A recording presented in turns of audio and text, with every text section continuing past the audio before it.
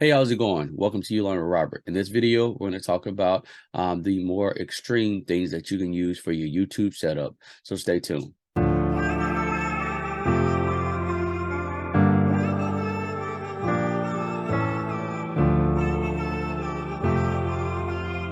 Hey, how's it going? Welcome to You Learn with Robert. In this video, we're going to talk about the more extreme things that you can use for your YouTube setup. If you have not watched video 1 and 2, there'll be a playlist in the description, or you can look under my playlist and see those videos.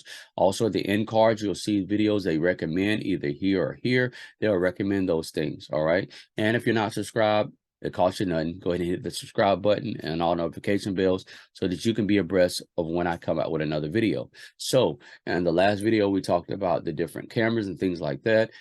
Please be sure to watch those because even if you are a novice person, you can learn something, all right? So, as it relates to anything, we talked about the different cameras that I had and I utilized for YouTube and the lenses, okay?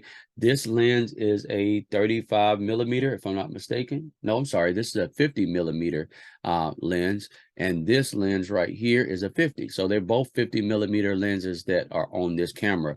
On the camera that I'm utilizing now, I'm going to show you the box because I'm actually using the camera now, but I'm using the Blackmagic Pocket Cinema Camera 4K. And the actual lens that I'm using with it is a 35 millimeter. That's why I look down like 35 millimeter, 35 millimeter. And I actually used to use a Canon T5i. And this is the lens I used to use with this. And it also has a pancake lens with the Canon that I used to use as well.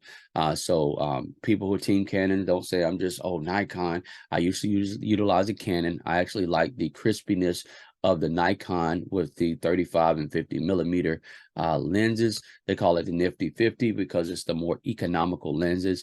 You can go on deeper and better lenses. However, I noticed just like the lens that I like is I love the lens as far as shooting and taking pictures on a more still basis. But when it comes to video, the Sigma Art 50 millimeter, I love the bokeh in it. I love the actual quality, the crispness of that lens. I love how it brings everything out in the camera. However, when it comes to video and fast-paced environments, that lens is no good. So I don't use it for video. I wish it was a little bit quicker, because if it was a little bit quicker, I would be using the Sigma Art 50 millimeter lens. But once again, I like the 35 millimeter lens on the Blackmagic Pocket Cinema Camera 4K. As you can see, the crispiness of the lens. I like a more cinematic look. Some people may not like that. I can change the setting in my Blackmagic Pocket Cinema Camera 4K to do different, and the actual attachment, I can change certain functionalities. This is a more extreme version of the Blackmagic Pocket Cinema Camera 4K. Now, you're probably wondering, you know, how I have it hooked up.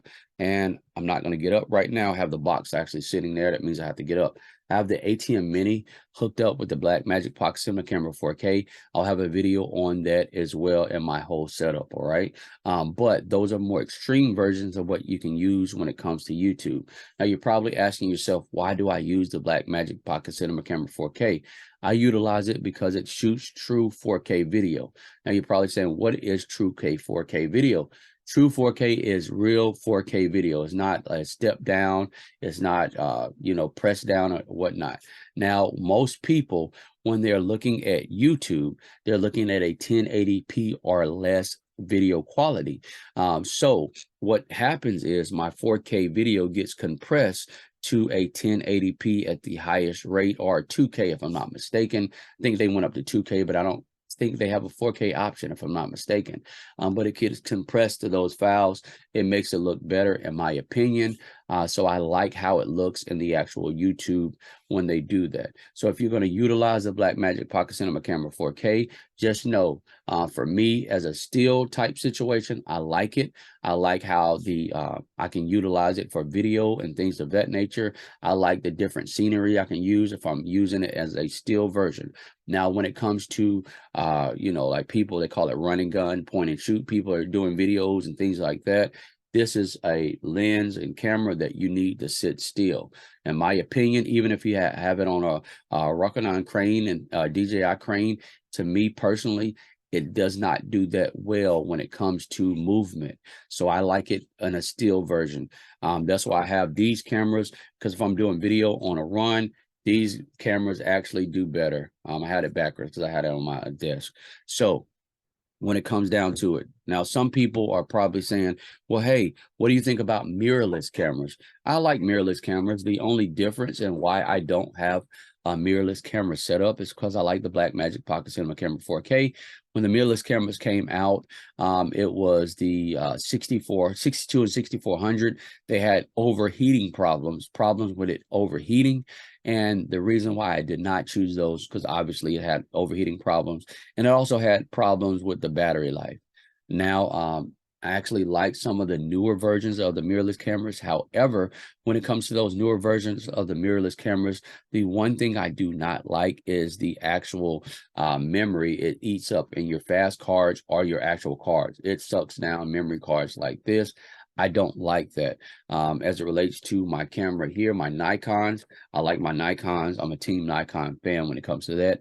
And I like Blackmagic Pocket Cinema Camera 4K.